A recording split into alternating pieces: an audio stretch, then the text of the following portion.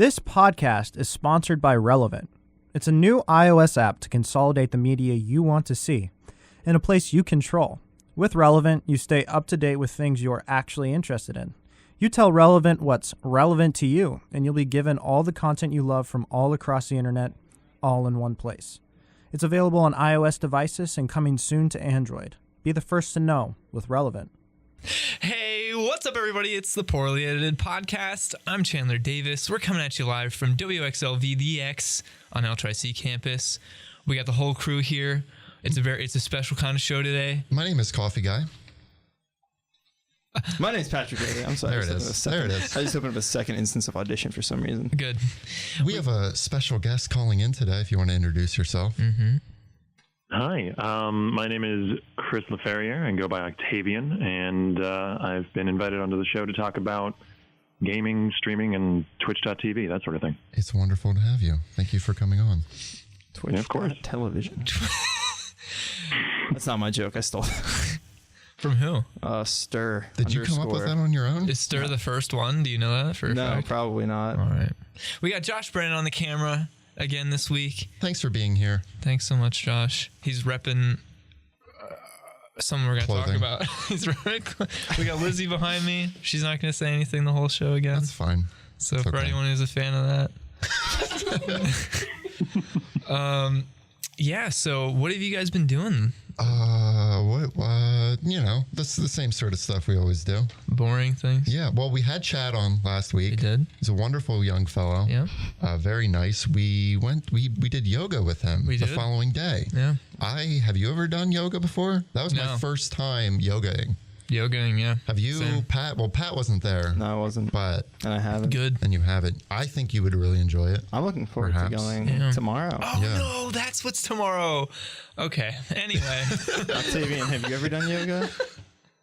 Not on purpose, maybe accidentally sitting up in bed or something, but I don't think it works like that. You really got to stretch for something. It's like, I'm doing yoga right now. Oh, no, I accidentally did yoga. They got me. He played instruments during yoga, too, Yes. for a few segments, which is interesting. I really enjoyed that. Wait, was he doing yoga while playing instruments? Yeah. presumably not something like a piano. That would be a little difficult to maneuver around. It was actually like this gong sort of thing. Yeah. Not one that you strike, but you just sort of like use the mallet and like push with it, and it creates this ringing sound. Yeah, you like rub it circularly, clockwise, like around the outside of the gong, and it produces some really interesting sounds. It was like really meditative yoga. Yeah. I really enjoyed it, honestly. I did. Is it like amped up yoga? You can. Oh god. Josh just hit me in the face with his mic attached to the top of his camera. That's the equivalent of like the boom guy accidentally having the boom in the shot and hitting the person in the head. All right. Are We're you okay? canceled. Are you all right? No, we're canceled. Yeah, okay. It's literally covered in like a raccoon tail. Are you going to press charges? Anyway, what were we? What? What happened? So is there amped up yoga you can do? Can you throw on metal music and like really go hard? You're talking to the wrong Probably. guy, man. You should have asked Chad that Yeah, yesterday come on. or last week, not yesterday. It feels like yesterday. Hot yoga, where you like work out. What? You turn up the heat in the room. Hot yoga. Why is that a thing? All right. So you lose weight while you. It's like so hot yoga. You turn up the heat in the room, so you sweat more. I guess isn't that what Bradley Cooper did in Silver Linings Playbook? I saw that movie good reference. 3 years ago, so I don't remember anymore. Does he actually do hot yoga? No, he runs around in a trash bag though. Well, that's the same thing. Yeah, So that's not. What do you It's the mean? same thing. It increases the heat, so your body sweats more and loses weight. Because he was trying out for the Eagles. That's it. yeah, that's not what happens in that Because movie. they were doing that thing where they let someone come on the team from like the outside. This is getting really far off track immediately. I like what you had said after we did yoga. You were like, am I that out of shape? Like, did that hurt that bad? Yeah. It was actually kind of hard. Yeah. Sorry, I think I cut you off. What were you saying, Octavian? I was just laughing. Oh. Well, that's not okay. We've never heard Whatever. that before. The image of yoga in a trash bag was, It's a important. bit funny. You couldn't do that. It would get in the way. You have to be sprawled out sometimes. It's not possible in It's a a trash challenge bag. level we haven't unlocked yet. Yeah. Yeah. You have to put yourself Is in a that trash bag. a challenge? Yeah. I think for us, when you do nothing all day and you just like sit in a computer chair at a computer and do a radio show, like that's really taxing for us. Yeah. To do yoga. I was telling Pat before we drove down here, I've been sitting all day and I'm exhausted. So Octavian knows all about that, though. yeah, I'm sure we can get into that later. Or we can get into it now, whatever. That's fine. Whatever you want. It's your show. It's your show. We're having trouble with that right now. I wasn't ready for this, but we have two people here repping the merch today. Even though Coffee Guy that's not a sanctioned merchandise piece of ours. It was some fan art that was given to me, I guess you could say. No, it was my girlfriend's mother got me a Coffee Guy shirt for my birthday. That's really good that you're that in with the in-laws. Oh yeah, for sure. Yeah, that's important. Yeah. Yeah. And it's a good green with just Coffee Guy for all the audio listeners. Yeah. If you close your eyes hard enough, you can see it. Just imagine a green shirt with Coffee Guy written on it, and it's about as what you would expect. Yeah. Stretch your brain. Yeah. Very basic. You'll figure it out. That's looking like Arial font, maybe bolded even. I don't know, man. Yeah, that's just my guess. That's my professional opinion. What's your favorite font, Chandler? My favorite font is... You are such a stickler about fonts. I'm going to be honest, man. Multicolor, the font that we use for the podcast, it's a tight font. I got to be honest. It's a really solid font for any fonters out there listening. Welcome to the What font about you, podcast. Octavian? What's your favorite font? Lemon/milk. Really? Is that a thing? That was quick. I don't know what that is. It is an actual font. I use it for a bunch of editing work in videos for my YouTube channel. I'm really glad you knew that off the top of I your head. think so everyone quickly. has that font that they're like, what do I use that's just that right amount of like, Comic And Sans. Everyone has that go-to. Comic Sans. Comic Sans. Yeah. For me, it's just the only one you don't yell at me for. That's just what I. Yeah. The Undertale font. The Undertale Right. font. Yeah. Naturally. But speaking of Undertale, Where's this going? the Steam Summer Sale is going on right now. It is, yeah. Ooh, Have you guys bought anything? No. no. Good. What about you, Octavian? What do you have your eye on? There's a little game called Hob that was made by the same people who made Torchlight 1 and 2. Oh. I've heard of that. Is it it's the same style game? No, actually, it's an entirely different genre. It's like, because Torchlight it's an ARPG. It's like Diablo or Path of Exile or something like that, where it's very grindy and it's about getting bigger numbers, basically, getting your character to a higher level, that sort of thing. Whereas Hob seems to be much more of a story-driven, little narrative-focused game with really interesting platforming and puzzles and stuff.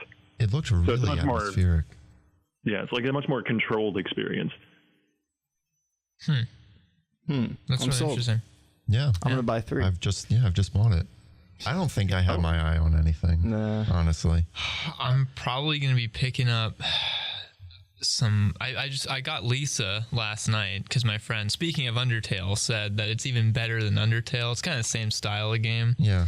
I was really intrigued by that because he was the one that recommended me to Undertale in the first place way back when it came out. It's not way back. It was only 2 years ago, but Time flies. time flies. What'd you say before? Today, that happened. That's the second time it's happened today. You were like, Yeah. way back in the day, Steam Summer Sale used to be about the sales. Now it's about these games. I'm like, what are you talking about? 3 years ago. That was longer ago than I think you think, Pat. It was like, maybe 3 or 4 years ago. I'm 20 years old. That's don't not know. that long ago. It's a quarter of your life that's gone by since the summer That's sales have been cool. Not how math works. All right. Well, I'm currently AFKing the Saliens game, the mini game right now at home. Does that get you like Steam points or something? It gets you trading cards. Cool. Yeah. Cool. Very No. valuable. Right. Yep. Yep. You can get entered into like raffles to win games for free and stuff too. Yep. Oh. Yeah, I think we looked up the math before we came here, and it was like we have like a 1% chance of No. getting one Oh, of the no. games. It's like zero. If there's 1 million people that enter, you have like a 0.01% chance, I think. I is like what those the- odds. Unless that math is wrong, but it doesn't. The way they did it seemed like it made sense. You're the numbers guy, though. That's your job to cross-reference. Nice Destiny shirt, by the way, nerd. I'm gonna buy the Division. You are? All this Yeah. T-shirt talk. I feel like I'm at a disadvantage because I I'm can't sorry. see you guys. Can you describe can- your sure you shirt can. to us? So Pat's shirt, yeah. Oh yeah, describe your shirt. Your shirt to Yeah. us? Are you wearing anything cool? What are you wearing? You're wearing a shirt I'm at wearing, all. I'm wearing a DreamHack T-shirt. That's a good T-shirt. Have you gone to DreamHack? Yeah, I used to live in Texas, and I went when they were in Austin. Oh, that's lit. I don't know what that is. What event did you go for? Like what particular game? I went to watch Collegiate League of Legends because at the time I was doing shoutcasting work in that scene, and I had a few friends who were doing the shoutcasting there, and I was there also to like meet some of the people who did the organization and all end of stuff, and potentially get some work. Wow. So it was like more of a networking thing as just opposed to just go for fun. Yeah, I mean, it was also fun, but sure. It was with the ulterior motive of trying to meet the right people. That's really interesting. Cool. Can you give a little sample of a shoutcast at some point during this show of like something you would do? I haven't done any shoutcasting work for like a year or more, but I can try if you give me like a topic or something. All right. And no actual material to look at. I'm sure that'll be fine. That sounds easy. Everyone knows shoutcasting isn't about what you're watching. Yeah, it's like that one dude for Dota. He's like, no one's ever done that. That guy. Yeah. That's one of the more well-known examples. I mean, for anybody. I don't know shoutcasting lore, so none of this is making any sense to me. There's a lot of shoutcasting lore. There's a lot of it. There's Hiko, Are You Kidding Me? That's from Counter-Strike. That's a good one. All right. Well, now you're getting off topic, Pat. All right. I'm sorry, Octavian. I'm sorry for that. Go on. Oh, it's all right. I was just going to say for anybody like listening, maybe who doesn't know what shoutcasting is, it's essentially sports commentary, but for esports, for video games. Can you call like the people talking over traditional sports shoutcasters? Because I feel like that's kind of weird for some reason. That's like what my mind goes because I don't really watch. Well, yeah. The origin of the phrase comes from a VoIP program, a voice program that was used in the early days of shoutcasting for like Dota and Counter-Strike and that sort of thing. That was called Shoutcast. Like it was a little program that was used pretty commonly for smaller tournaments, and the name just kind of stuck, even though nobody really uses that anymore. I had no idea. That's actually really cool. I thought it was just because they yelled a lot, but that makes more sense. I love the origin of terms like that on the internet that have the weirdest possible places they came from. Like LOL coming from World of Warcraft and stuff like that. Just like random stuff you never would have expected. Yeah, but shoutcasting is I feel like people really underestimate how difficult it is to do it well. Because it's something that like I would do as a joke, like watching my friends like 1v1 or something, and they'd ask me to do it because they thought it was funny, like in League of Legends or something. And it's just like, I don't know, it's difficult to stay entertaining and informative and kind of juggle like all the different jobs of someone who's supposed to be covering like a match like that, and you have to know like whatever you're covering very well. Stuff. Yeah, you got to know it very well. I don't know much about it. You're right. Speaking from experience, probably the hardest part, especially going into some of the smaller tournaments I was working for, where like planning would come down to the wire, or there just wasn't planning at all. So people would be showing up last minute and stuff. It was really difficult to get synergy down with your co-caster because, it's not a one-man job. It can be, but solo shoutcasting very often gets a bit draining for the audience, hearing just the same voice for 40 minutes straight or however long a match is. So it's usually done in pairs, and there's the color commentator and the play-by-play. And there's very specific roles in terms of like when you're supposed to hop in and what sort of content you're covering in each role. And oftentimes in the amateur scene, I'd be lucky if I found someone who even knew like what a color commentator was supposed to be, or a play-by-play guy. You had to switch your co-commentators all the time, then, which I imagine wasn't ideal. Yeah. Later on in my, let's loosely call it a career, even though it wasn't really one. Yeah, I can relate to that. Later on in my stint, I was working with a group called the Collegiate Star League, and it was probably the most steady organization I worked for. And there were a few co-casters there who I really liked to work with because I was able to keep going back and working with the same people. And it just, like, the third time you shoutcast with someone, it's so massively improved in terms of quality. It's really nice to be able to have that consistency. That makes sense. Whenever I watch Counter-Strike, it's always like the same like 6 casters at every event. Yeah. And they're like the same duos every time. I'm like, why don't they switch it up sometimes? But then like I watched some like lower tier tournaments where it was like clearly it was the first time those two shoutcasters worked together, and it was like way less smooth, and like they didn't know like their jobs, and like they didn't mesh very well. So like it's kind of weird first time you see it to understand what all that's going on there. So it's like people just talking about a game, but there's like a lot to it. I don't know. Like, how do you train for that though? Like, how do you get better at that? Do you just like doing it? You just like watch demos and stuff and just cast, or like? I started out I did a series where I reached out to people on Reddit and people in the community through the League of Legends client itself and all that sort of thing, and just asked people for replays of their games, shoutcasted them, and then sent them back to them. And I've got a bunch of those like uploaded on my YouTube channel, which I probably shouldn't, mention, because I don't really want people watching those because they're horrible. We've seen. But oh god, it's fine. Our content can't be much better.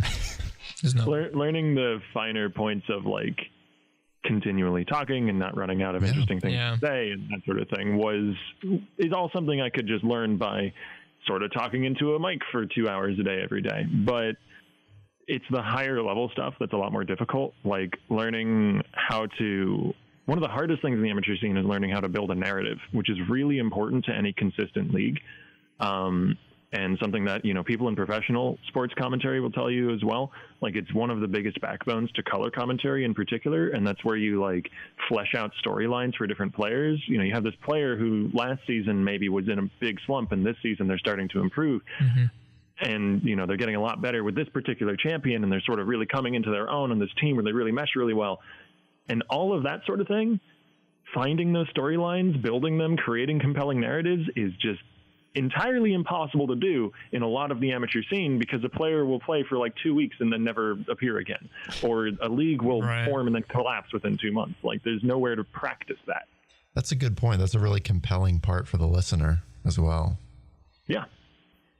You also, League of Legends, you have to know like, I don't know about I guess like every ability in the game, and like most of their names at least, and like what kind of builds people are going for, and like what job each champ can do, and there's like so much. I imagine if you want to shoutcast the game, you probably know a bit about it. Yeah. It's just like comparatively to something like CS:GO or something like that, where you just need map callouts and kind of strats and stuff like that. It's true, but there's resident a lot more CS:GO boy than you. Yes, realize. no, I'm not saying CS:GO is not complex, but compared to all the different things that go into like a MOBA, it's definitely a lot more to know in terms of, because it's like you have your items, and then you have the builds that those items become, and like all these. There's a lot of stuff. I don't know if we get into a CS:GO versus League argument again. Let's do it. I'm not. No. 1v1 me. I don't like any of these games. Actually, no, I agree. CS:GO is. I think the weird thing about CS:GO is instead don't we have to go to a break? Soon after I talking. You be quiet. That's not your job. Sorry. The weird thing about Counter-Strike is I feel like instead of all those items and stuff, I feel like the history takes a huge. I don't think you can watch a Counter-Strike game without hearing some bit of history about one of the players. Oh yeah. Just because the maps have been very, very similar for so long that if a player is like good at a map, it's like they've been good at that map for like 10 years, and they know how to play their spots and stuff, and it's crazy. That's exactly my point from earlier. That like storylines and narrative are such an important tool for a league and a game as a whole to be able to draw in a large audience. Yeah. All right. On that note, we're gonna go to a break real quick. Good luck. See you on the other side. See you on the other side of the break. Yeah, we'll be right back. And we're back. Hello. Hi. For the edited podcast. Oh yeah. That's it. Got Octavian online. Octavian did not leave, which is good. When he had the opportunity. That's always the problem. Yeah. If I had the opportunity, I'll tell you what. Oh yeah. Except there's a camera on us at all times. Due to a legal contraction. Yeah. Contraction, whatever. Right. Ignore it. Move along. Let's talk about Octavian for a little bit. So you had mentioned that you had a bunch of videos up on YouTube. Did that come before you had dipped your feet into streaming, or how did that go about? Well, when I was doing the work in League of Legends, which I haven't really been doing for like a year or more now, I never really like streamed League on my own channel. I was doing a lot of Twitch work, but for other organizations. For, as I said, the Collegiate Star League, I worked with them, High School Star League, ESL, a bunch of different groups. So I never really did any personal streaming. All of my own personal work went up on my YouTube channel. So it was sort of the switch over to a different game that pushed me into streaming my own content on Twitch. And what did you start out streaming? Because I don't think you actually started out streaming Path of Exile. I mean, there were a few times I streamed some other like single player roguelike games, Rogue Legacy, things like that, like little dungeon crawler games. That's kind of what I like. But really the only game that I ever streamed for any significant amount of time was Path of Exile. I didn't really regularly stream anything else. Should we explain what Path of Exile is for the uninitiated? And I'm saying that I don't know, so someone else will have to. Yeah. I think you're probably the most qualified person here, sir. So, a game that you might be more familiar with that is very similar to is Diablo 2 or Diablo 3.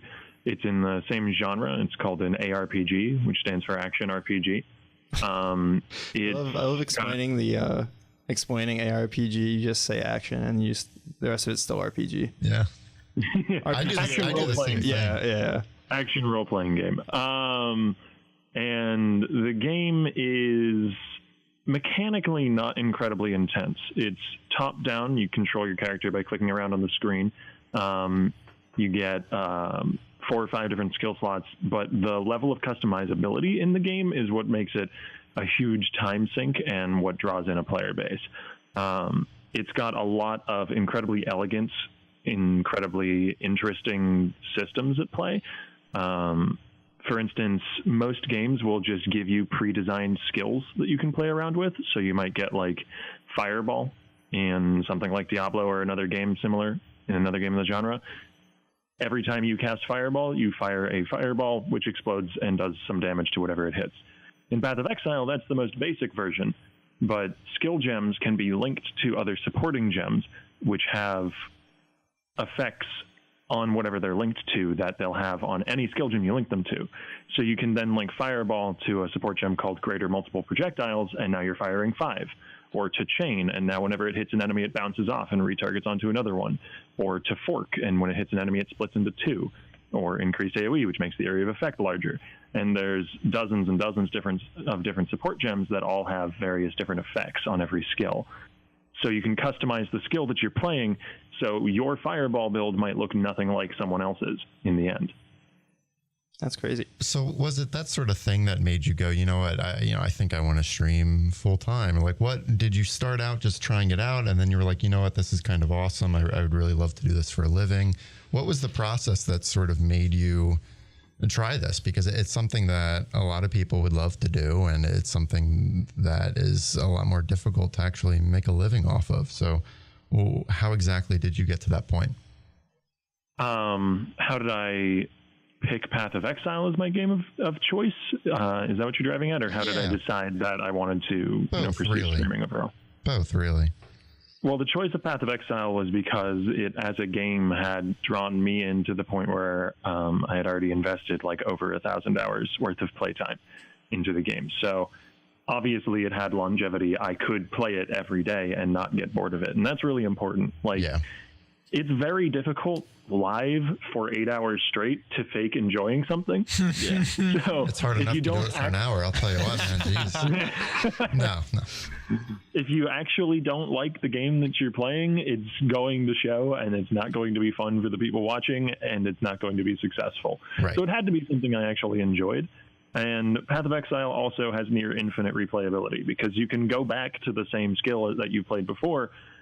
And like what I talked about earlier with skill gems is one layer out of 20 in building a character, because there's also like passive tree choices and ascendancy choices and itemization for every gear slot. And I could actually talk about Path of Exile for hundreds of hours. That is my job. And I think you have already, probably at this point. Yeah. Well, how long have you been streaming full time for? Because you do stream 8 hours a day, mostly 7 days a week. it's sort of ramped up. I worked at a restaurant for a while for almost full-time hours, like 30 hours a week. And during that time I was streaming basically in the off time when I wasn't serving people food. And so maybe I was doing like 25 hours of streaming a week. And as the money from streaming started to come in and get a little bit better, I was able to cut back my hours at the restaurant until eventually it basically got from the point of like 30-20 to just 50 hours a week doing streaming and YouTube and that sort of thing. How does that conversation go where you walk into the restaurant and you're like, I'm not going to work in here anymore. The people on the internet are giving me enough money so I can survive on my own. So thank you for the employment and goodbye. Most of my managers didn't really understand like the job I was going to. Yeah. I told them I was just doing like broadcast on the internet. That's pretty much the extent of it. I mean, one of my managers was more interested, so I actually fully explained it, and he thought it was really cool, and he was glad that it was working out for me. That's good.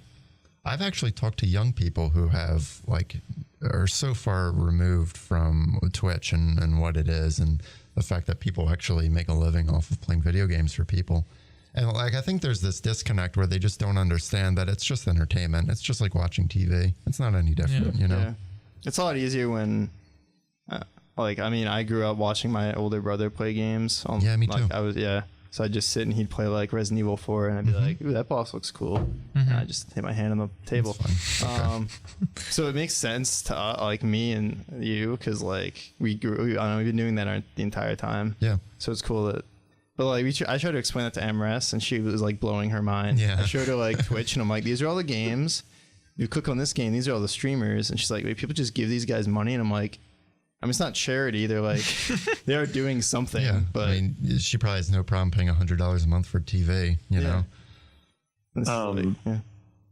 And on top of the entertainment value, there is something of a service provided to newer players in the community, particularly in Path of Exile. Absolutely. Because, it is such a complicated game. I'd say like half of the time streaming is just answering questions and helping people figure out how to make their character work and that sort of thing. Yeah, I've heard streamers, Path of Exile streamers who have played for thousands and thousands of hours and they absolutely love it. They say, this game is completely unapproachable. And I agree 100%. If it wasn't for people like you on Twitch or on YouTube, that is how I learned how to play this game. So it's definitely valuable in other ways for sure. Yeah, I played with you. Hour. We played like an hour together and I opened up the passive skill tree and I'm like, this is too many. And then I quit. Yeah. And I haven't touched it since. Yeah. God. I played Path of Exile for a little bit of amount of time before I had money enough to buy Diablo 3. Back then, it was very, very different. It was, it's because I've watched Octavian play it now, and I'm like, this is just insanely different from how I remember it, and even actually to the point where I'm like, maybe I'll reinstall. You know, I've sunk a lot of hours into Diablo 3, and maybe it's time to move on because I feel like I've kind of done everything on there, but. I mean, you've never fully done everything on an ARPG like that, but it's much easier to do everything in D3 than Path of Exile. Though. I think I actually might be able to agree with that. I don't even think that's up for debate. Well, there's a lot of endgame stuff that you could do for Diablo 3. It's just but Path of Exile is like I don't know the endgame of Path of Exile. Pat, I'm surprised you know the endgame for Path of Exile. Yeah, Pat's the expert now. Actually, I'm sorry, Octavian. After seeing the passive skill tree, I'm like, this is way more than Diablo. The passive skill tree is, in my opinion, not actually as complex as it looks like it's going to be. It's structured in a way that makes sense. Like the complexities of that game go a lot deeper than that. Welcome to the passive skill tree Path of Exile podcast. Vocab you've never heard before. Podcast. It is a lot more complicated than it, or a lot less complicated than it looks because, most of the nodes are just for pathing purposes. But I've lost all hope. It's way more complicated than it looks. It's way more. No, actually, if I can spend like a minute on a tangent. Sure. One of the really interesting systems in Path of Exile that I feel like is often, for a newer player, a little bit harder to wrap your head around is the currency system. Yeah, so in something like Diablo or a lot of other ARPGs, there's just gold, and then items cost gold, and that's it. There might be like repair costs for your gear if something bad happens and it breaks, and that's the only gold sink. There's only one currency. It's all shiny and golden. In Path of Exile, though, there's no universal currency. Instead, there's a bunch of crafting materials which can be used on items to have various different benefits. So you can randomly reroll your items with a lot of these different crafting materials of various different tiers. But those are also the currency that's used by the various vendors in game and by the players when trading with each other. Yeah, so if you get a completely player-driven economy, that's just based on the value that they've given these items, which is based on what they're used for with crafting. Yeah, rarity of how frequently they drop from enemies and their usefulness in crafting. So there's, for instance, there's an item called an Orb of Alchemy, which can be used on any basic item to turn it into a rare item. These are very useful. You need a lot of them in the end game because you will want to be constantly using them on maps, which are the content that you're running. They also have some basic use as a currency traded between players. You can, give someone 5 orbs of alchemy for something that they found that you need. And so you have to kind of make the decision, do I want to save these and trade them with another player in order to purchase the item I might need for my build, or do I want to use them and possibly roll a really good item or get some additional value out of them that way? So instead of uninteresting pile of gold that has one single use, you have a bunch of different tiers of currency. There's like 20 different currency items that all have various different uses, all have different exchange ratios to each other between the player base, and some of which are much rarer than others. Do you want to be an economist while you play your games? That's the question you have to ask yourself.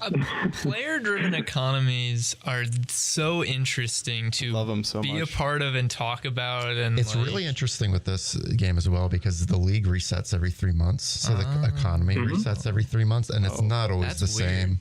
That's really weird. I can say something that's only going to make sense to you, Octavian. Like exalts are super expensive right now, and that's not something that they are. Like it's twice as expensive as they normally are. But sorry, go ahead. I was actually going to go into that. Exalts are pretty much the top tier currency. There is technically a currency item more expensive than an exalted orb, which is a mirror of Kalandra, but the odds of getting one is actually less likely than winning the lottery. They are insanely incredibly rare. There are people who play for thousands and thousands and thousands of hours and they never get one. Wow. I have actually gotten one to drop before, which is one of the... You won the lottery. That's Dude. crazy. Basically. Lottery. Can we get some of that money? But, however, the point I was going to go into is that exalted orbs are obviously in very high demand because they are incredibly valuable. And there are people who, because this game has a massive player base and these orbs are very valuable to some people. There are people who will, at the very start of a league, try their best to buy up every exalted orb they can, because early on in a league, people are selling them off to get the money that they need to fund their character. And later on in the league, the exalts accrue in value because the really interesting thing about them is you can use them like any other currency on items to add another random modifier to an item. And this is the only way to craft some of the best items in the game. So you can either sit on it and get a ton of value as it gains value as the league goes on, which usually they'll do, or you can choose to use it and gamble on making an absolutely crazy item, probably worth 50 times your investment, but also randomly possibly just ruining your item and making it valueless. That's a big gamble. That's high risk, high reward. There's a lot of masochism in this game, for sure. There is, yeah. The developers are really into making you feel bad. Now, I'm really into that. Yeah. I love games that do that. You'll have a great time. Now, the most experience I've had with player-driven economies for me is definitely RuneScape. And you used to scam people, didn't you? Yeah, well, I think everyone at one point has dabbled in scamming on RuneScape, for free armor trimming or something like that. But stuff like that, sometimes it's so easy for games like that to get caught up in that becoming a game in itself. Yeah.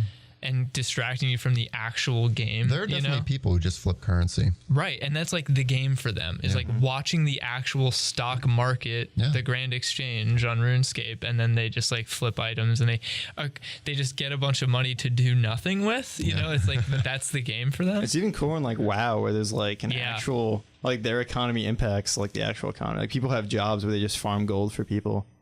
Yeah. Which is insane. that's kind of a thing in RuneScape too. It's on a smaller scale, obviously, but people, you can make money off of those different things, and it's just very weird. But it's so interesting to like watch from afar. I would never want to sink my game plan into WoW Gold. That just doesn't seem like.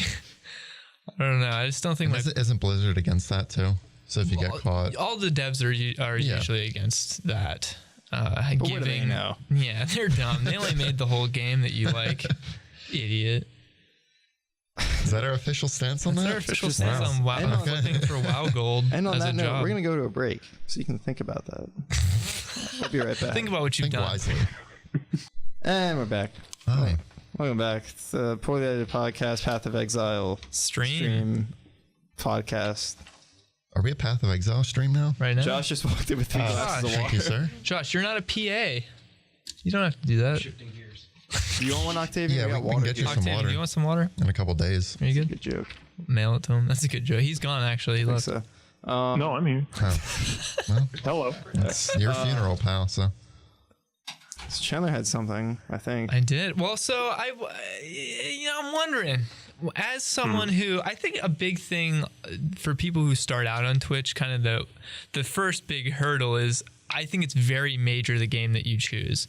You kind of briefly talked about it, but that can just make or break you right there. If you try at first to be all over the place and maybe be a variety streamer and you don't really have that in you, or you try to double down on a game that you don't like enough, then it's just the stream is not going to be as good and all that. So I'm interested. You've obviously built quite a reputation for yourself on Path of Exile, but at some point, what do you think is going to be the next step for you, either on Twitch or just elsewhere as a creator? Do you see yourself being married to Path of Exile for all of eternity, or maybe shifting gears in the near future to something else and testing the waters to see how your fan base reacts? A Fortnite streamer here. That's pretty good nowadays.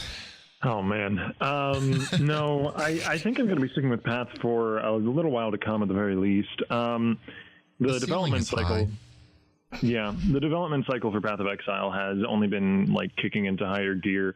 A few updates ago in the 3.0 release, the game used to run on a ARPG trope where you would go through acts 1 through 4 of the story, and then do it again on a harder difficulty, and then do it again on a harder difficulty, and then then you're done with leveling through the story, and you can do the end game. That's annoying. And yeah, annoying. Obviously doing the same thing 3 times over is not a great fundamental piece of game design. So after a year of work on it, Grinding Gear Games, which is the company that owns Path of Exile, That's a good name released. for a Path of Exile. Yeah. Dev. Yeah, you grind for gear in their games.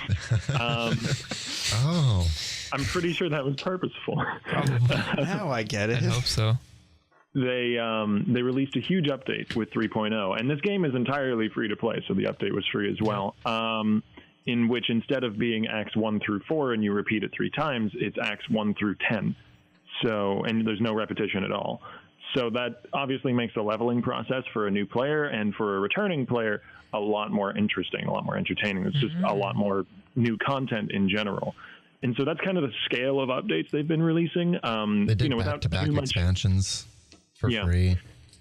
Without too much terminology thrown into the mix, it's kind of hard to describe exactly what was added to the game, but new updates on that same similar sort of scale have been coming out every 4 months, every 3 to 4 months, which is, it's pretty darn crazy for a company that is really only working on the one game and is not very large. So they're getting much bigger. They were just recently acquired by Tencent, actually. Oh, really? That's a big did deal. we want to? I sort of forgot that might be interesting to bring up. Tencent's huge. Tencent is huge. Yeah. They're a Chinese company, right?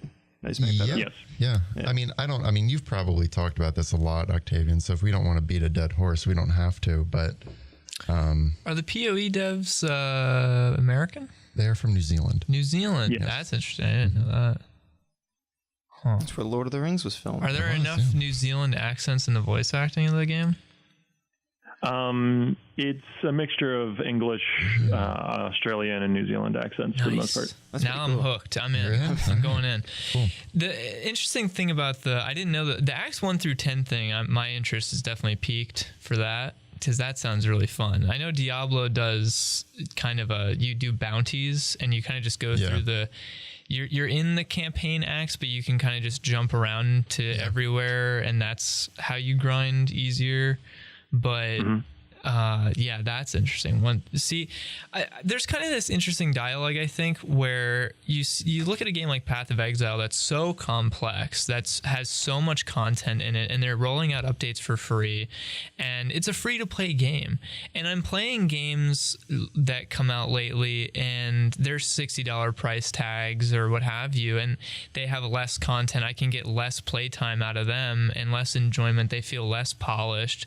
They want more and more money at the door, or they keep putting in turnstiles for DLC and stuff. And it's just, the most hours I've sunk into a game in recent time that I've fully enjoyed and never had a moment of like, oh, this is not worth how much I spent on it or anything, is like, I play a lot of Warframe, which is a lot different of a game than Path of Exile, but it's kind of the same premise of that those devs they seem like they're just as passionate about their project, and it's a free-to-play experience, but it has like a premium level of content and care that they give to it, and frankly, I think it's just interesting that the more people I talk to, it almost seems like that's kind of where the gravitation is for people who play video games in more than just a kind of sometimes basis, Especially on PC, because there's so much good free content. Yeah. League of Legends is completely free to download and play, and that's got one of the biggest followings of any games in the world. Did you say something nice about League?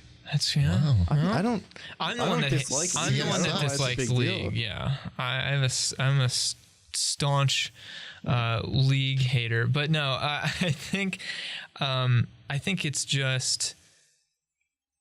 I hear a lot that the gaming industry is kind of in trouble for money, and that games should cost more now than just $60 because they cost more to make, which I feel like, they probably do cost more to make. That's true. But if you look at a game like a Path of Exile or League of Legends or a Warframe, and you're like, how is that not more profitable to come at, instead of getting people angry with you at how you're monetizing your game ruthlessly, EA, and things like that, or Smooth. charging $100 for an Ultimate Edition and having a season pass in it and stuff, and then having people go, well, this doesn't feel like $100 worth of video game. What? I'm totally fine with seeing less of that and having the industry move into more of a free-to-play kind of model, because it just seems like that's where the best work is coming from. And to tell me that something like Path... Now, I haven't looked at the numbers in sales or anything, like how they actually do monetarily. They do well. I'm sure they do.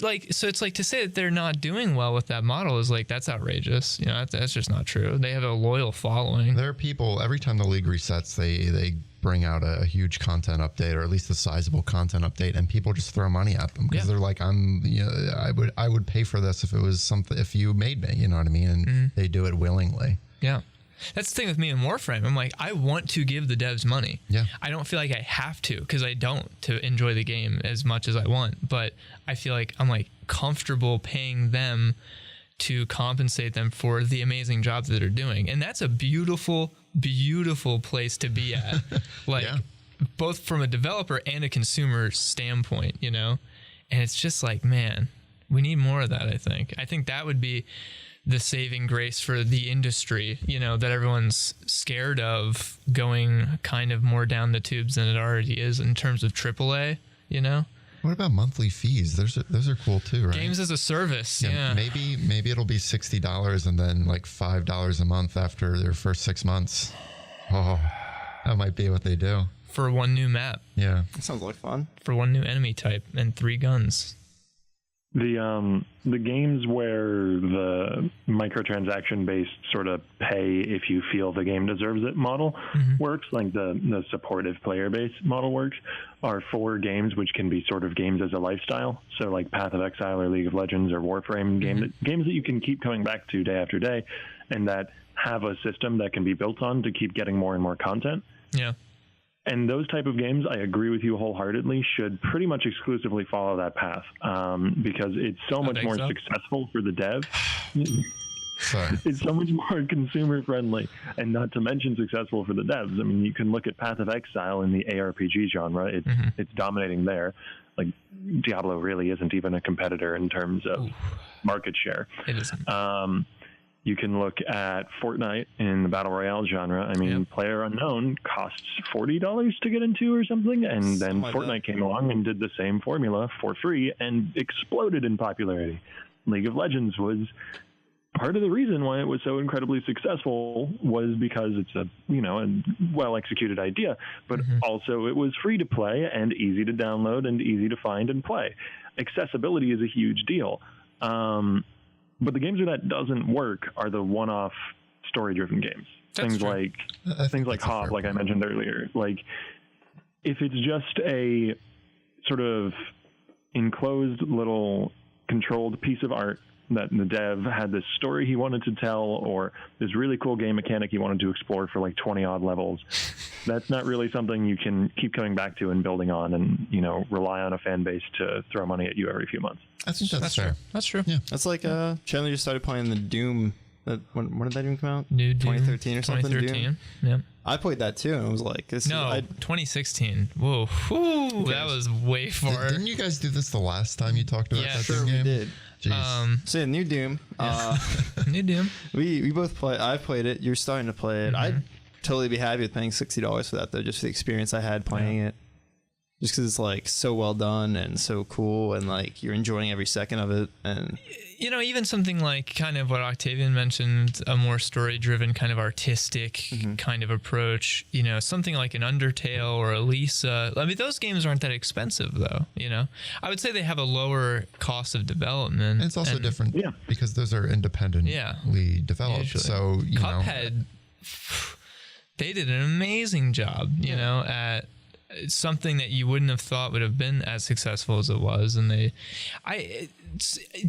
feels like just when you think you've figured it out of like what would be successful or not, something like Cuphead comes out and it just destroys the barriers of what you thought could be successful in this market. Undertale was probably and Undertale was the same when that came out, and it's just like, and now I feel the same way with the free to plays, because, I mean, it feels like maybe just 1 or 2 years ago, even something like a Path of Exile and a Warframe weren't quite as successful. We really only had League of Legends to be that pillar of, free to play could work. But it just feels like all these developers are finally catching up to what that actually would look like to be the best possible experience. And a lot of them are doing very well at it. And it's just I think it's a really good positive direction that things are going in, honestly. People say that the industry isn't doing well, but it's like, I think the future's bright, Well, I certainly hope so. I mean... Yeah. Or we just get different hobbies. Yeah. We just go play football or something outside. Wow. I'm just kidding. Physical activities? That's stupid. Go do yoga. Yeah. Do we need to go to a break, or can we keep going? Keep going. All right. Good job, Pat. Thanks. So speaking of physical activities, does it suck sitting all day, man? Like all day long for days and days? Well, 8 hours. Yeah, that's a long time, straight though. Forever. I live in a little backwoods rural town, actually, with thankfully a very nice internet connection. But other than that, there's not really that much going on around these parts. And I live right next to a huge expansive trail system, and every day before the stream starts, I make sure to spend about 40 minutes outside walking around. That's good. But outside of that, I don't get that much physical activity because I am in here for 8 hours, and then another few hours after that most days working on editing YouTube content or writing build guides or that sort of thing.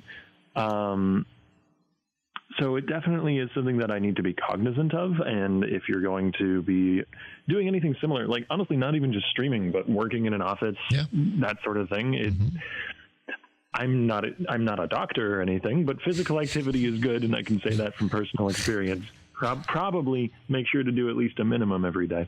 What really is worrying, though, physically, Doc Ock is a very different character.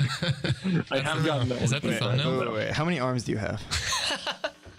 I'm not willing to disclose this. He only has 6. I'm sorry. What were Wait, you? Doc what were you Ock saying? only has 6 arms? The character? Yeah, he has 2 legs. He has 8 That's appendages. stupid. Did you watch the movie or read the comics? Shouldn't he have 8 arms? No, he should have 8 appendages. Yeah. Tell me where an octopus's legs are and where its Right, arms so are. they shouldn't count. The legs shouldn't count. No, that's so he not should how just that have works. 8 arms. They're not arms, they're tentacles. He should just have 8 tentacles. We You're tackled disgusting. some very difficult issues today. Do octopi even have arms, or are they all legs? Oh. Scientists still don't know. What if in the experiment he just came out with 8 feet? He's like, He's like, this is not helpful at all. I can't rob banks with this. All right, continue your saying. I don't think there's any way he No, remembers what he there's was no way saying. to come back from that. All right, well, Going outside is good. That was the that's good. consensus we reached. There's a Yeah. League of Legends pro on, I don't even know what team he's on anymore, but Lorlo had like carpal Golden tunnel, Guardian. and he's on. Golden Guardians, I believe. Alright. is one of them. That's also cool because that's Yeah, you would know. yeah. But he has like carpal tunnel, and he's like, that's his job still. Is he just has to Yeah. like deal with the pain, and he has like a weird wrap thing for his arm that he just has to like do. That's like it's weird to think of that as like a hazard of the job, but that's what I was going to mention. Yeah. That like I'm sorry. I've got a big old stress ball on my table that I have to make sure to squeeze a few dozen times a day in order to stave off carpal tunnel. Straight up. I went to trade school for computer information systems when I was in high school, and part of what we learned was kind of how to be safe in that kind of environment and to not have repetitive stress injuries and stuff like that. And that was a really big thing. And I can say a really big part of, to anyone out there who's like thinking of doing this kind of line of work, or maybe even just works in an office or something like that, is like, if you haven't already, research ergonomics and try to have the most ergonomic workspace you possibly can.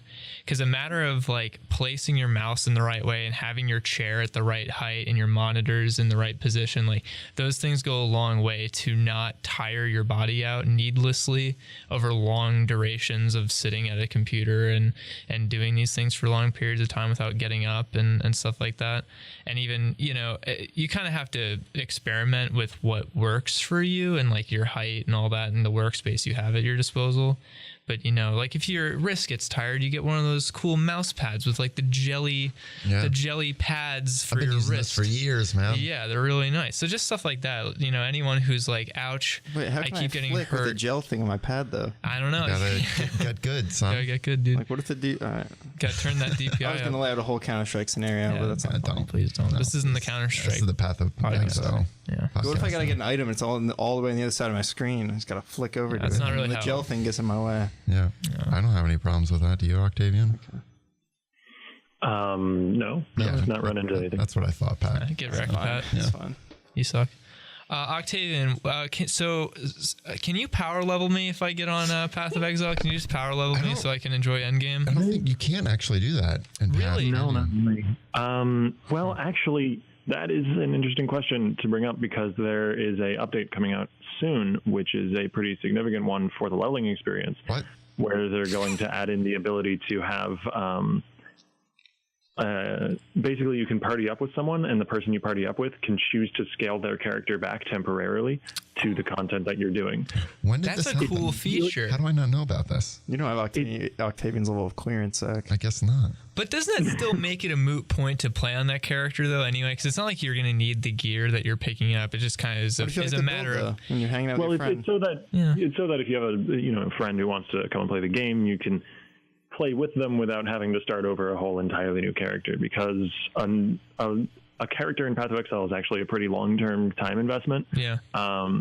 People who do this for a job and can't, like me, for instance, I can level a character to the end game in about 5 to 7 hours. And that's, you know, as about someone half as who's fast as me. I'm about 10 to 12. You guys speedrun Path of Exile right now? I don't speedrun. Speedrunners can do it in like 2 hours. What? If I can do an act an hour, I'm happy.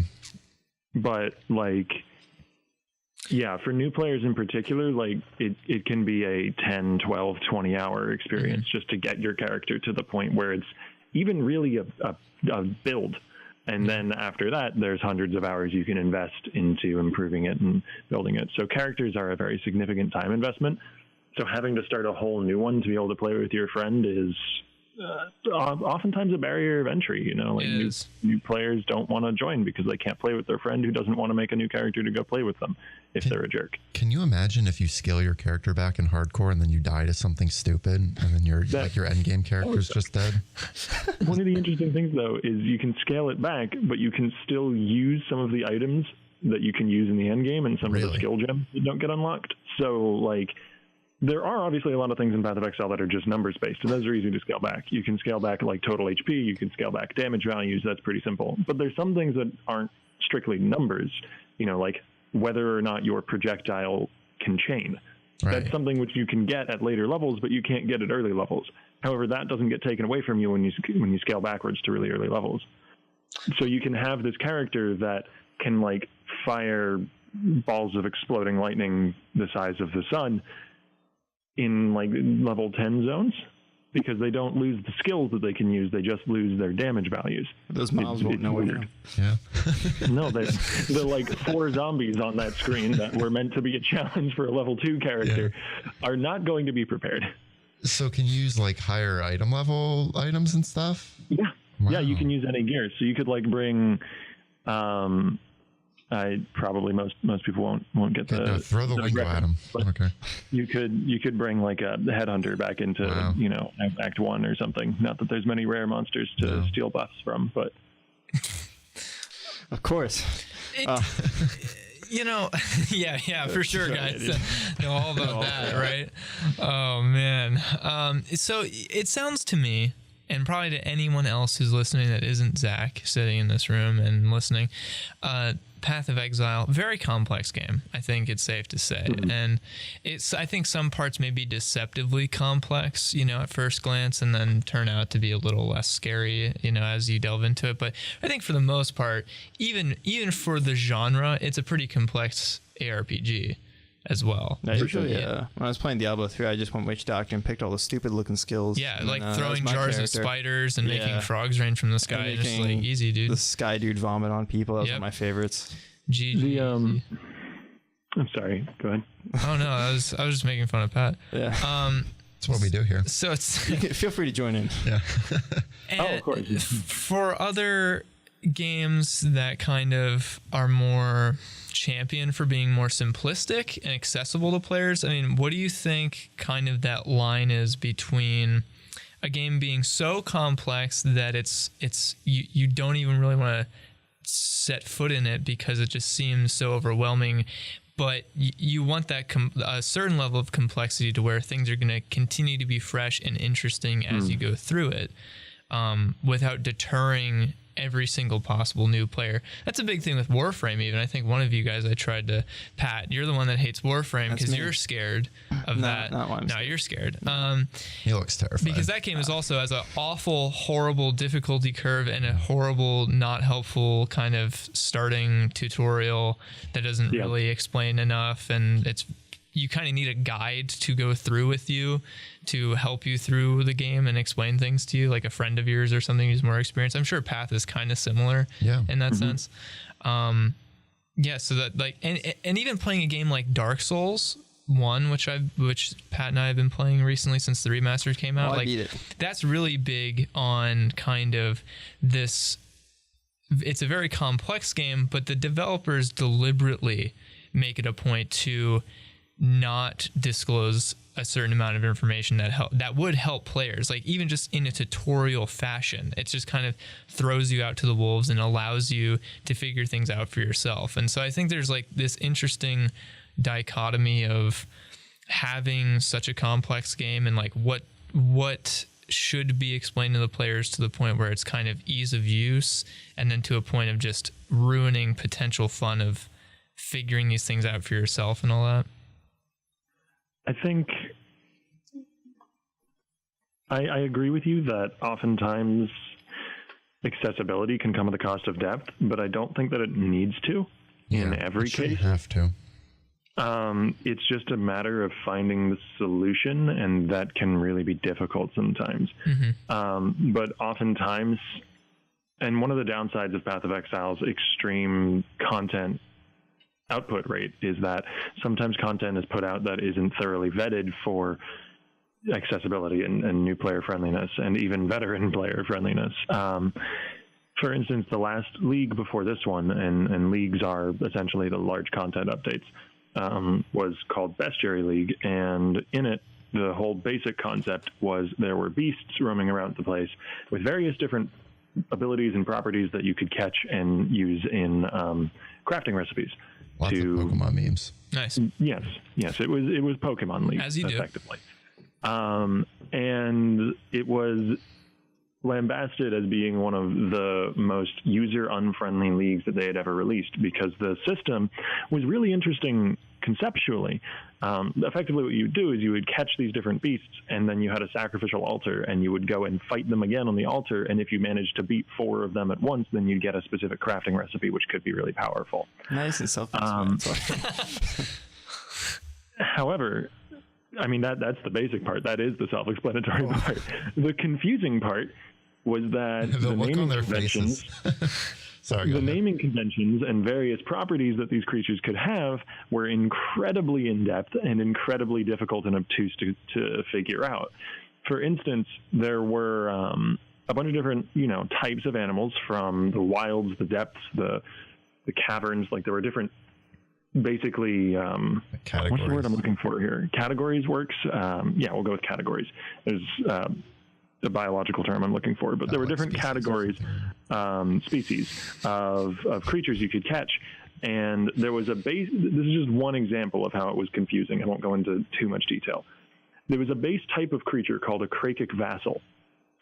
Now, a Krakic vassal could also be a monster with Krakic presence, but it wasn't necessarily a monster with Krakic presence. And for some recipes, Krakic presence was required. For some, a Krakic vassal was. For some, both.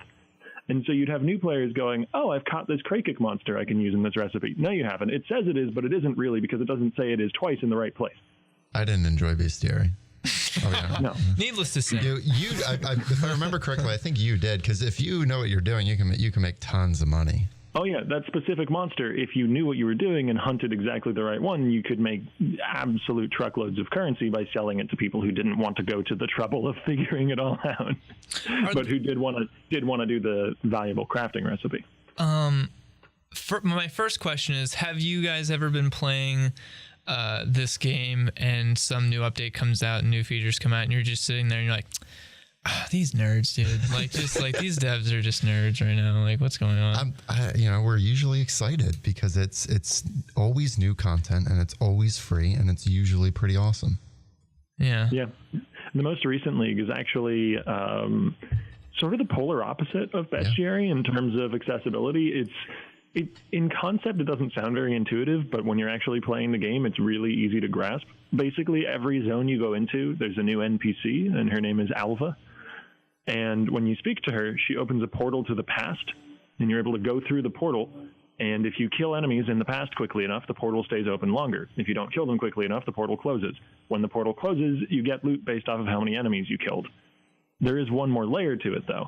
Every time you're teleported to the past, you're teleported into a different room of the same temple. In that room, you can choose, there's 2 bosses. Depending on which one you kill, in the present day, the temple ends up having different rooms. So you get to build your own custom temple, and then after 11 different journeys into the past, called incursions, you can go and loot that temple. And depending on which bosses you killed, there will be different loot in the temple. That's and really you're really cool. customizing your experience. It's pretty cool. They did a pretty good job. So it's kind of like Back to the Future. Yeah. Sort of. And it's all incredibly easy to grasp. Like, you don't need to know all the different details of what you're doing and what you're aiming for in order to make the rooms, in order to make your temple good. Because when you go into the past, she gives you a little diagram of the temple that you've made so far and says, these are your options. Which one do you want to do? And some of the rooms are full of money. Some of them are full of poisonous plants. Which one do you choose? That's the worst. I hate it when that happens. It's been really fun to watch too, because there's a specific room that can add like some super really, really valuable qualities to your items, or it can just make them disappear. So it's been really fun watching people like absolutely destroy like the most expensive items in the game just to gamble. That's hilarious. It's been a joy. We have to wrap it up soon. Yeah. Yep. I think there's really quick. Final words. Octavian, what would you say? Two really quick things. Okay. Octavian, if you had one piece of advice for anyone that wants to make three really quick things. No. 5 really quick things before we're finished. If you had one little piece of advice that helped you, to anyone out there who wants to make it as a streamer or something like that as their career, what would that piece of advice be that you think could take them to the finish line? To put content first and fluff second. A lot of the people that I worked for when I was doing League of Legends work would have, just these incredibly complicated graphics and side sections and that sort of thing. And people who were coming to watch the program, the small audience that was actually there, were there because they wanted to see the gameplay. That's what they're there for. In the end, what you are selling is gameplay. You're selling interesting gameplay with good commentary. You need to do that first. Nothing else matters until you have that. You can have the fanciest graphics in the world. You can have the best soundproofing. You can have the best microphone money can buy. It doesn't matter. If you're not interesting, people won't watch. Yeah. So practice being interesting while playing the game. Practice learn the game that you're playing and practice talking while playing. That's solid. What was your second quick thing? My second quick thing is, I don't know if you do, but if you have any one particular instance that stands out to you from an interaction with a fan or someone in chat or anything like that, any crazy Twitch encounters you've had with people since you've been doing this? I'm going to have to disappoint you a little bit. My Twitch chat is fairly lame. Not for long. I'm sure once you continue to grow, it'll get worse. That's usually how it goes. The weirdest running joke that they've had is, I introduced myself at the start. My name's Chris. For some reason, my Twitch chat insisted that Chris is not my real name, and they would call me Alan no matter what. I have no idea where it comes from. No one that I know of is named Alan. I've never said that my name is Alan. They just insist on this. It sounds like you just did. Yeah, I think you've heard it here. You can take that clip out of context. Yeah.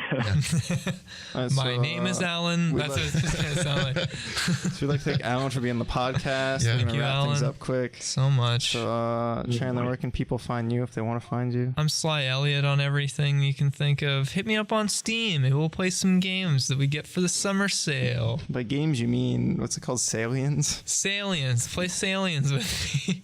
Join the Lab 212 Steam group that we just made, even. Or don't. It's fine. It's up to you. What about you, Zach? Make sure you check out the Lab 212 YouTube page. We put up all of our old podcasts up on YouTube, and there's video to go along with it, so you can see how ugly we sound instead of just hear it. So that's pretty cool. There's also other stuff on there. We do vlogs, and there's some gaming videos occasionally, and just other content in general. Heck yeah, new website's coming soon. Yeah. We got a bunch of stuff planned for that. Check us out on Twitch. We stream every day for some reason. Yeah, we do. And Pat streams every day for some reason. And join our Discord. We've been on Discord lately. Is that open to the public? Yeah. Okay. Yeah. You heard it here guys wanna first. Come in and play games with us when we hang out at night. Yeah. And the intro and outro music is by Red Flushed. Heck Check yeah, him out. He's on it Bandcamp. Look up Red Flushed. Just came out with a new album, Midori. I just talked to him. Lizzie and I went to a birthday party of a friend of ours. Shout out to Alex. And Red Flush was just there playing Tekken in the basement when I got there. And he comes over and he's like, "Whoa, hey, what's up, dude? What's going on?" And I was wearing the podcast shirt, and I looked like a huge fanboy of my own show. And my friend Alex was like, "Okay, I don't even know who he is. Like, he didn't even know who Red Flush was. I guess one of his friends invited him to come along." And so he's like, "Okay, I don't know who you are either." So we're all meeting in my each basement other. playing video games. He just doesn't know who's in his own house. But yeah, no, he's doing great. He's got new music coming on the way. He wants to come back on the show sometime. If we want to do that. But yeah. hope you enjoyed the music. All right. And then, Octavian, where can people find you if they so choose? Well, I'm live every day on Twitch at twitch.tv/Octavian0. The number, not the word. That's it. And Twitter as well under Octavian Zilch. Octavian Zilch? Zilch, yeah, as in like zero, Zero. but Zero Zilch. with That's a. clever. I like What it. about YouTube? Is it Octavian0 on YouTube as well? Well, I don't think that the YouTube has the tag like YouTube/Octavian0. Yeah. But if you just search Octavian or Octavian Path of Exile or something like that, then Yeah, I'll okay. come up. Lit. Yeah, YouTube has decided to make it completely impossible for you to succeed. So, getting your own URL is Yeah, literally impossible now. So, They're like, that's a stupid idea. We shouldn't let people do that easily. All right. So, well, thank you so much for taking some time out of your day. You normally stream at this Yeah, time, dude. so we really appreciate that. Thank you for wasting your No time problem. so much on us, so much. I wouldn't call it that. It was fun. All It right. wasn't a Thanks. waste. Thank you. We hope so. Don't put yourself down, guys. That's what we do here, Kind of man. thing. You'll see us in the stream. We'll be seeing you soon, Alan. I'm sure Yeah. in the Okay. stream chat. So Yep. I'll be watching when I start playing Path soon, and you'll power level me, right? You said that. Yeah. Hello. You said that, right? I can answer any questions you got. You just put them in Twitch chat. All right, I'll take it. I'll Paolo, and problem. catch us next week. Don't look out your 4 to window. 5 WXLV, and goodbye, I guess. Goodbye. Thanks for Drive Goodbye. safe, everybody. Have a good night. Is Octavian still here? You should be.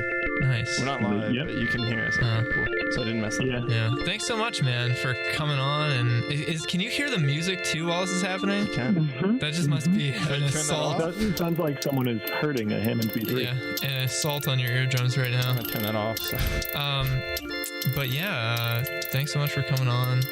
I feel like I know more about Path of Exile now, and I think I actually might go home and install it. So Wow. Zach, if you're willing to play with me, Well, okay, so we have like Oh, three okay. things. There's Here a it is. meeting tonight. You have like a birthday no, party or not something? tonight, but Tomorrow. sometime. Well, we're busy tomorrow. Not until the evening. Octavian, you want to come to yoga with us? Yeah, Where are you guys located? Pennsylvania. So, That might be a bit of a trip. Okay. I'm in Massachusetts. okay. That's not that far. No. But think of how relaxed you'll be after yoga, you know what I mean?